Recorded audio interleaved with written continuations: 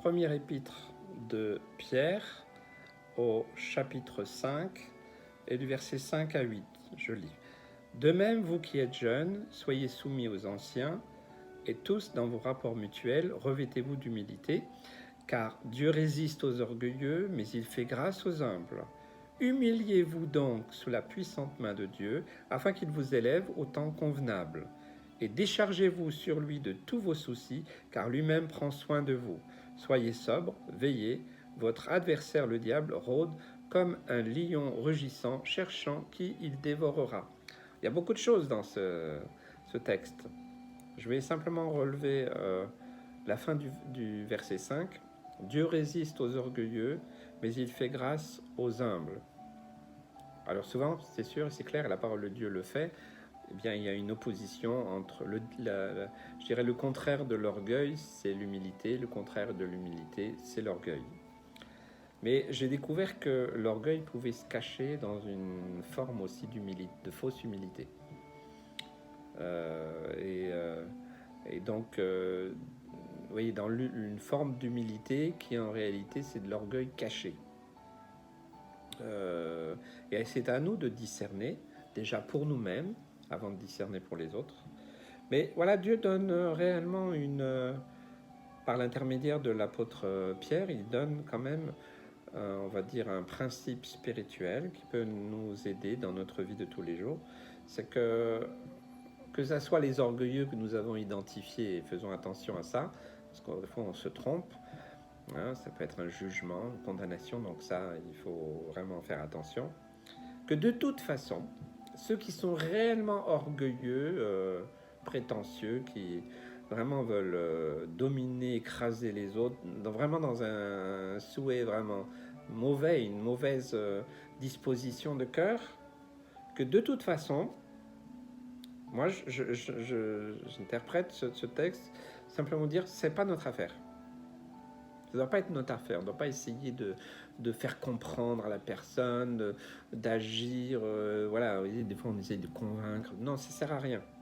Parce que ce texte nous dit très clairement que par rapport au véritable orgueil, je ne parle pas de ce que nous avons peut-être identifié, souvent à tort, hein, parce qu'on ne connaît pas vraiment la personne, donc il y a des jugements rapides, mais que Dieu résiste aux orgueilleux, vraiment ce que lui, il l'identifie comme réellement étant de l'orgueil, selon ses critères à lui et pas les nôtres. Donc, il va résister, c'est-à-dire que il va pas les laisser faire. Peut-être que nous, on a l'impression, ah oui, on a l'impression que ces gens, ils peuvent faire ce qu'ils veulent.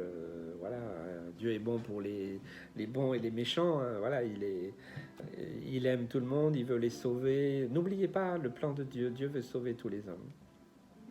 Mais quand Dieu résiste aux orgueilleux, c'est pas notre affaire. Ok, Seigneur, ok.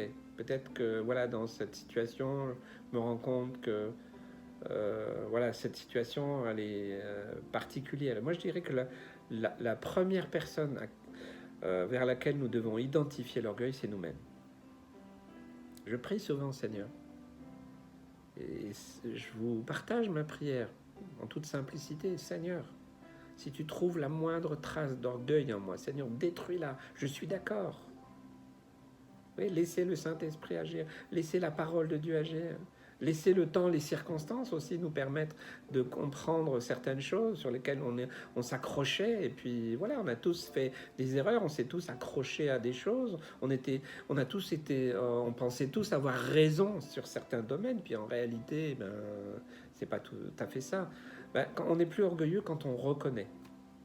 On reconnaît qu'on est allé trop loin, que là, on n'aurait pas dû agir de cette manière. Quand on en prend conscience, eh bien, on n'est plus orgueilleux. Alors on commence à aller sur le chemin de l'humilité. Puisque si nous voulons avoir la grâce, puisque non seulement Dieu résiste aux orgueilleux, mais il y a une merveilleuse promesse, c'est qu'il fait grâce aux humbles. J'aimerais attirer votre attention sur ce texte. Il fait grâce aux humbles. Ça veut dire, est-ce qu'il le mérite? Non.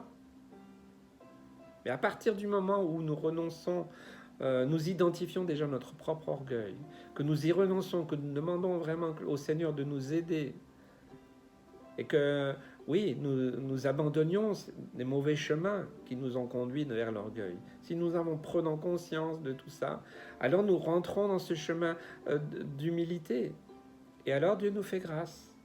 Pas parce que nous méritons quelque chose, pas parce qu'on est meilleur que les autres, mais parce que sa promesse, sa parole le dit dans ce texte, et je le crois, il fait grâce. Mais ça ne veut pas dire que c'est parce qu'ils sont arrivés, parce qu'ils sont... Mais ça vaudrait... Parce qu'on pourrait interpréter ce texte en disant les humbles sont supérieurs aux orgueilleux. Non, Dieu aime autant les orgueilleux que les humbles. Mais si nous nous soumettons à Christ, à sa parole, à son esprit, et que nous laissons Dieu agir en nous pour identifier notre propre orgueil avant d'identifier l'orgueil des autres, ben il va nous faire grâce. Et alors, nous rentrons dans ce chemin d'humilité. C'est un chemin, l'humilité. C'est pas facile. Hein. C'est pas de l'humilité. Hein. C'est l'humilité, c'est pas facile. C'est un défi. Et ne cherchez pas à être humble. Soyez simplement un enfant de Dieu. Simplement ce que Dieu a fait. Voilà, ne vous inquiétez pas. Mais moi, chaque jour, je sais que Dieu m'a fait grâce. Tous les jours, Seigneur, merci pour ta grâce. Merci pour ta grâce. Je ne le méritais pas. Je ne suis rien, je ne peux rien, je ne mérite rien. Alors, peut-être ça va aider certains à comprendre certaines choses, peut-être dans votre propre vie, puis autour. Arrêtez de condamner les gens d'orgueilleux, de dire celui-ci il est humble, celui-ci il est orgueilleux. Mais de quel droit? C'est l'affaire de Dieu. Ce qu'il a fait pour chacun de nous, c'est qu'il nous a fait grâce. Nous devions mourir à cause de notre péché. Il a envoyé ce qu'il avait de plus précieux pour mourir à notre place, pour nous sauver. C'est une grâce imméritée. Voilà, humiliez-vous. Voilà, afin qu'il vous élève au temps convenable. Je pourrais continuer, mais d'être humble, c'est savoir s'humilier en fait. Hein. C'est aussi savoir décharger sur lui tous nos soucis. Il va prendre soin de nous. Oui, Seigneur, c'est difficile. Oui, celui-là, cette personne, j'en ai ras-le-bol, j'en ai marre. Mais Seigneur, aide-moi. Seigneur Jésus, soyez sobre, veillez. Voilà, le diable, il rôde. Et je crois que ça, c'est vraiment important. Que Dieu vous bénisse et vous encourage, frères et sœurs.